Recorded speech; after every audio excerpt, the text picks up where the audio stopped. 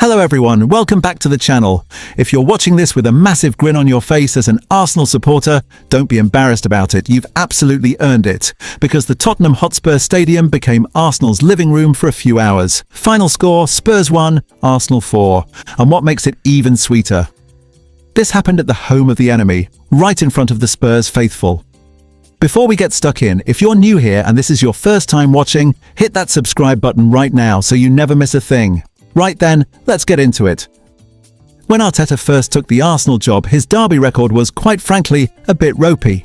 His first 5 North London derbies, 2 wins, 3 defeats. Supporters were beginning to mutter, could this fella actually get one over on the neighbours? Well, here we are in 2025 to 26, and the story has changed beyond all recognition. Arteta has now gone 8 North London derbies without a single defeat. 8!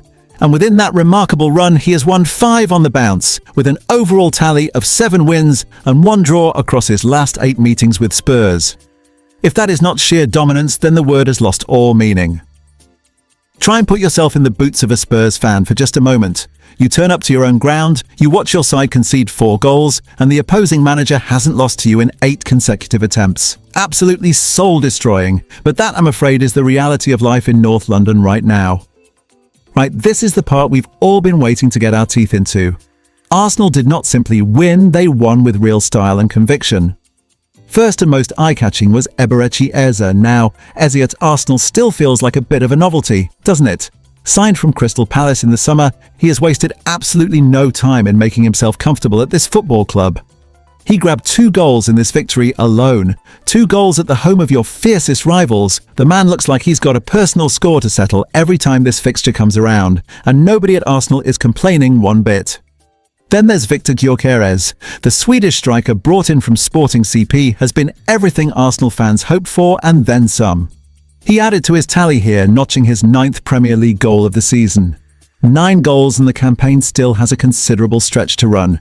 If he maintains anywhere near this kind of form, he'll close out the season with a very impressive return indeed. The question is no longer whether Arsenal needed a proper striker, clearly they did, but whether Gyokeres can sustain this level of output right through to the end. Now this is where things get really interesting, and it matters enormously in the context of the title race. This result has put Arsenal 5 points clear of Manchester City in 2nd place. 5 points, and crucially there are 2 direct confrontations between these 2 sides still to come. Arsenal travel to the Etihad on the 18th of April, and the 2 clubs will also meet at Wembley in the League Cup final on the 22nd of March. So here's where we stand. Arsenal are top of the pile, but they have to go to City's backyard. Win at the Etihad and the gap could stretch to 8 points. Lose and it narrows to 2. That is Premier League drama of the highest possible order, precisely the sort of thing that makes this league the best in the world. And then there's the League Cup final on top of all that. Arsenal versus City at Wembley, that alone deserves its own dedicated video. Get the popcorn in, ladies and gentlemen. We should also spare a thought for the situation unfolding at Tottenham, because it is not a particularly comfortable one. Spurs recently changed managers, and Igor Tudor, stepping in as interim boss, suffered a baptism of fire on his very first day in charge, a home defeat in the North London derby. There is no gentler introduction to the job than that, is there? Being thrown straight into this fixture is about as difficult a start as any manager could face in English football. Tudor will have known it wouldn't be straightforward, but conceding 4 at home to your local rivals is a genuinely tough pill to swallow. The question now hanging over White Hart Lane is whether he's the right man to steady the ship long-term, or whether he's merely a temporary fix while the board figures out what on earth comes next. Spurs supporters will be nervously watching and waiting. Their league position is hardly one that inspires confidence, and there's a lot of work to be done. If we step back and look at everything together, there are a few things this match tells us quite clearly. Arsenal are in absolutely brilliant form right now. They're not just winning, they're winning convincingly, productively, and with a level of control that suggests a team that genuinely believes in what they're doing. The combination of Eze and Gyokeres in the forward line is beginning to click in a very exciting way.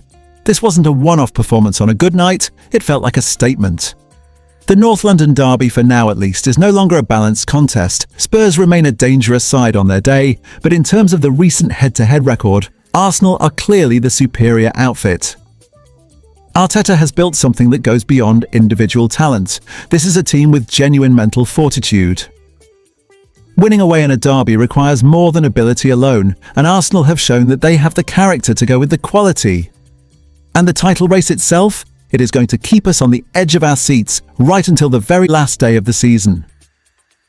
Liverpool are still very much in it, City are never going to simply lie down, and Arsenal now carry the kind of self-belief that can carry a side to the very end. So that's our full breakdown of what was a quite brilliant North London derby. Arsenal won emphatically, Arteta continues his remarkable unbeaten run in this fixture, Eze and Gyokeres delivered when it mattered most, and Spurs face a real rebuilding job under a brand new manager.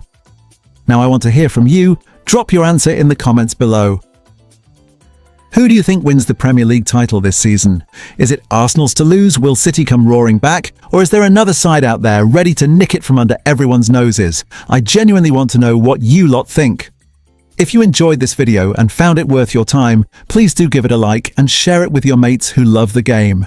Every like and every share genuinely helps this channel grow and keeps the content coming week after week. And if you haven't subscribed yet, now is the time. Hit subscribe, turn on the notifications, and you'll never miss a video again. We talk football properly here, no fluff, no filler, just the good stuff. See you in the next one. Keep the passion alive and stay devoted to the beautiful game.